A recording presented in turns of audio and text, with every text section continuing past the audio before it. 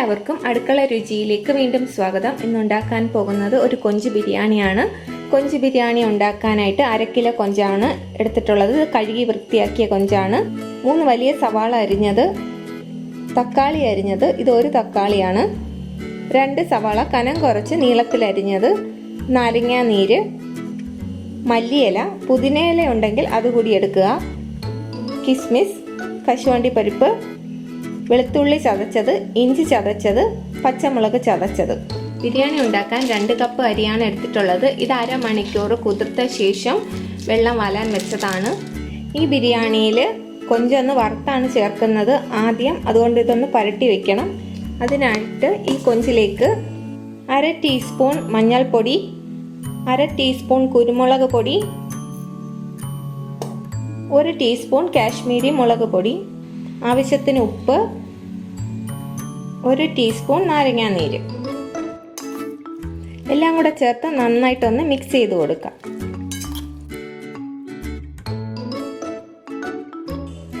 ഇനി ഈ കൊഞ്ചിൽ മസാലയൊക്കെ ഒന്ന് പിടിച്ചു വരാനായിട്ട് ഒരു 15 മിനിറ്റ് മാറ്റി വെക്കാം. കുറഞ്ഞത് 15 മിനിറ്റ് എങ്കിലും വെക്കണം.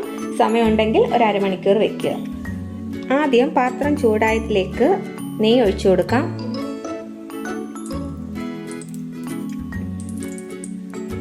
കശുവണ്ടി ഇട്ട് കൊടുക്കാം.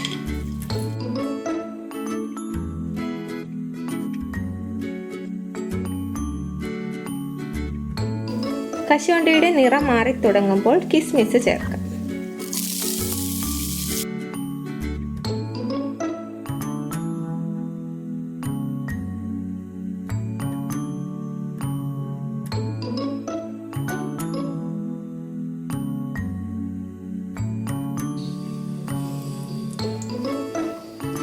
സവാള വറുത്തെടുക്കാനായിട്ട് നെയ്യുടെ ഒപ്പം കുറച്ച് സൺഫ്ലവർ ഓയിൽ ഒഴിച്ചു കൊടുത്തിട്ടുണ്ട്. സവാള വറുക്കാനൊക്കെ വേണമെങ്കിൽ നമുക്ക് സൺഫ്ലവർ ഓയിലോ കോക്കനട്ട് ഓയിലോ ഉപയോഗിക്കാം. നെയ്യ് വേണമെന്നൊന്നുമില്ല. കുറച്ച് ഉപ്പോ പഞ്ചസാരയോ ചേർത്ത് കൊടുത്താൽ സവാള പെട്ടെന്ന് മൂത്ത് കിട്ടും.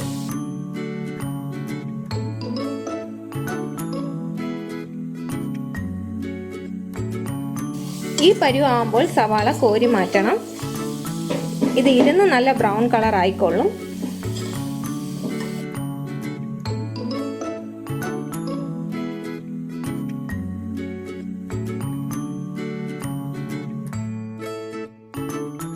ഇനി ഈ എണ്ണയിലേക്ക് പട്ട, ചെറിയൊരു കഷ്ണം പട്ട, ഒരു തക്കോലം, 3 ഏലക്ക, 3 ഗ്രാമ്പൂ, കുറച്ച് ബേ ലീവ്സ്,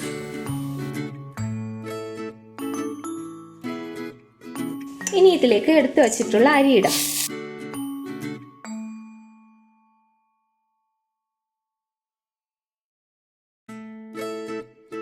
ഇനി അരി നന്നായിട്ടൊന്ന് വറുത്തെടുക്കാം. ഇപ്പോൾ അരിയിലെ ഈർപ്പൊക്കെ മാറി നന്നായിട്ടൊന്ന് മൂത്ത് വന്നിട്ടുണ്ട്. ഇനി ഇതിലേക്ക് ചൂടുവെള്ളം ഒഴിച്ചു കൊടുക്കാം. ഇതിലേക്ക് 4 കപ്പ് വെള്ളമാണ് ഞാൻ ചേർക്കുന്നത്.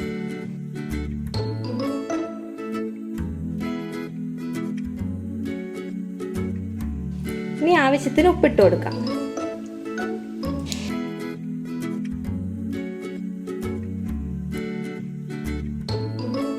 ഇപ്പോൾ വെള്ളം നന്നായിട്ട് തിളച്ചിട്ടുണ്ട്. ഇനി അടച്ചു കൊടുത്ത് ചെറിയ തീയിൽ വേവിക്കാം. ഇപ്പോൾ ചോറ് വെന്തിട്ടുണ്ട്. ഒഴിച്ചു കൊടുത്ത വെള്ളം എല്ലാം വറ്റിയിട്ടുണ്ട്. ചോറ് 1/4 വേവായാൽ മതി. പിന്നെ ദം ചെയ്യുന്ന സമയത്ത് ബാക്കി വേവിച്ചെടുക്കാം. ഇനി കൊഞ്ചൊന്ന് വറുത്തെടുക്കാം. ആദ്യം എണ്ണ ഒഴിച്ചു കൊടുക്കാം.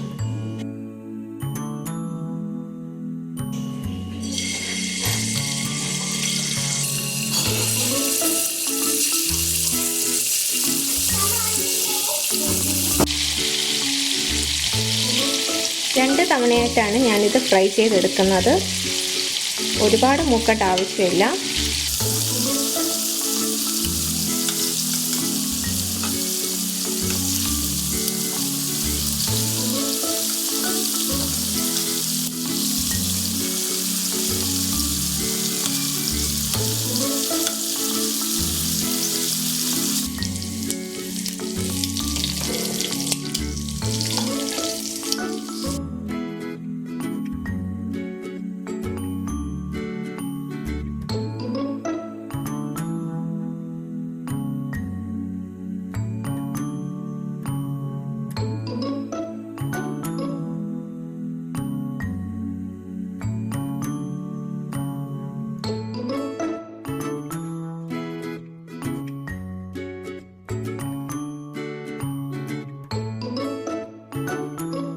ഇനി ബിരിയാണിക്കുള്ള മസാല തയ്യാറാക്കാം.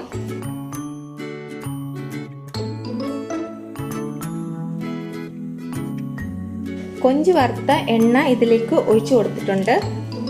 അതിൻ്റെ ഒപ്പം കുറച്ച് സൺഫ്ലവർ ഓയിലും കൂടെ ഒഴിച്ചു കൊടുക്കാം.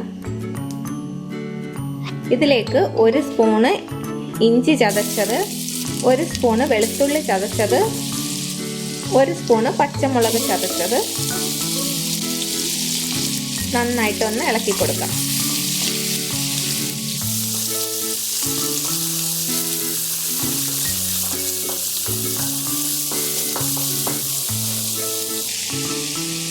ഇനി ഇതിലേക്ക് അരിഞ്ഞു വെച്ചിട്ടുള്ള സവാള ചേർക്കാം.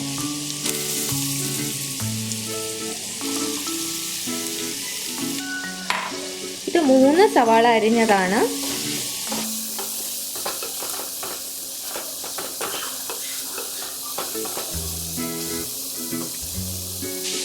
കുറച്ച് ഉപ്പിട്ട് കൊടുക്കാം. ഇനി ഇത് നന്നായിട്ടൊന്ന് വഴന്നു വരണം. ഇപ്പോൾ സവാള നന്നായിട്ട് വഴന്നു വന്നിട്ടുണ്ട്. ഇനി ഇതിലേക്ക് എടുത്തു വച്ചിട്ടുള്ള തക്കാളി ചേർക്കാം.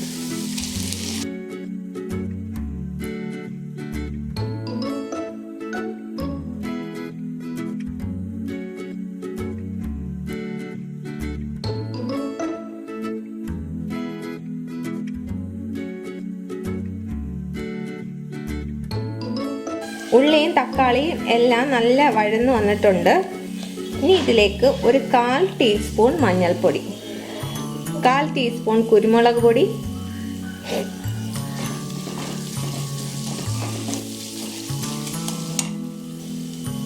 1/2 ടീസ്പൂൺ കാശ്മീരി മുളക് പൊടി, 1/4 ടീസ്പൂൺ മല്ലിപ്പൊടി, 1/2 ടീസ്പൂൺ ഗരം മസാല.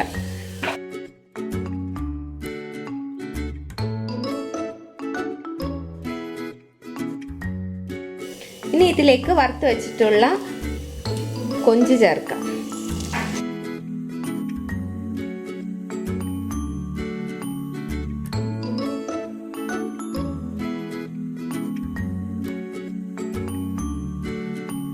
കുറച്ച് മല്ലിയില, പുതിനയില ഉണ്ടെങ്കിൽ അതും ഇപ്പോൾ ചേർത്ത് കൊടുക്കാം.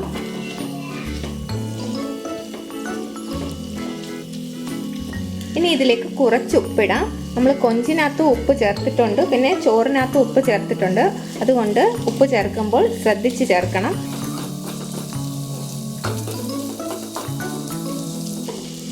ഇതിനകത്ത് 1 സ്പൂണ് നാരങ്ങാ നീരും കൂടെ ചേർക്കാം.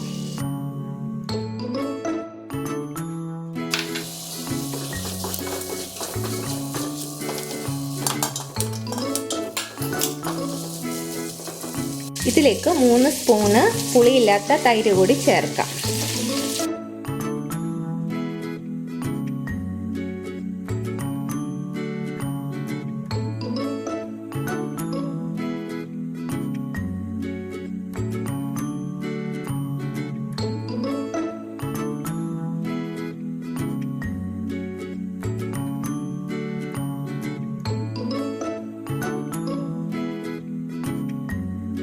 ഇപ്പോൾ നമ്മുടെ ബിരിയാണിയുടെ മസാല റെഡി ആയിട്ടുണ്ട്. ഇനി ഫ്ലെയിം ഓഫ് ചെയ്യാം. ഇനി നമുക്കിതൊന്ന് ദം ചെയ്യാം. അതിനായിട്ട് മസാലയുടെ മുകളിലേക്ക് വേവിച്ച് വെച്ചിട്ടുള്ള ചോറ് നിരത്തി കൊടുക്കാം.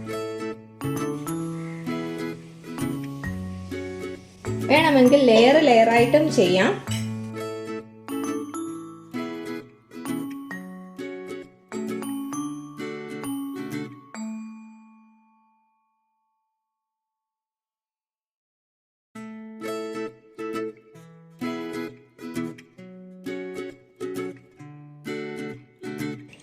ഇനി കളറിന് വേണ്ടിയിട്ട് പാലിൽ കുറച്ച് മഞ്ഞൾപ്പൊടി കലക്കിയത് ഒഴിച്ചു കൊടുക്കാം. കുങ്കുമപ്പൂ ഉണ്ടെങ്കിൽ അത് പാലിൽ ചേർത്ത് ഇതുപോലെ ഒഴിച്ചു കൊടുത്താൽ മതി.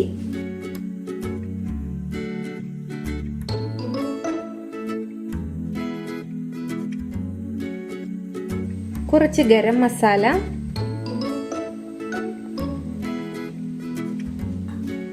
വറുത്ത് വെച്ചിട്ടുള്ള സവാള,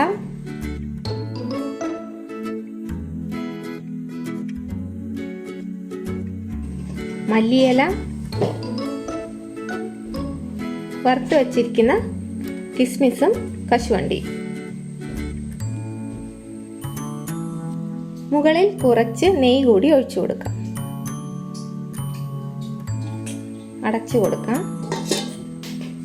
ഇനി ഒരു ദോശക്കല്ലിന്റെ മുകളിലായിട്ട് ബിരിയാണി എടുത്തു വെക്കാം.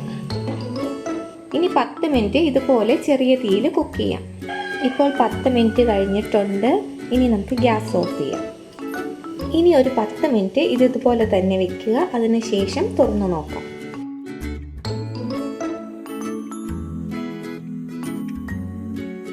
ഇപ്പോൾ നമ്മുടെ ബിരിയാണിയൊക്കെ റെഡി ആയിട്ടുണ്ട്.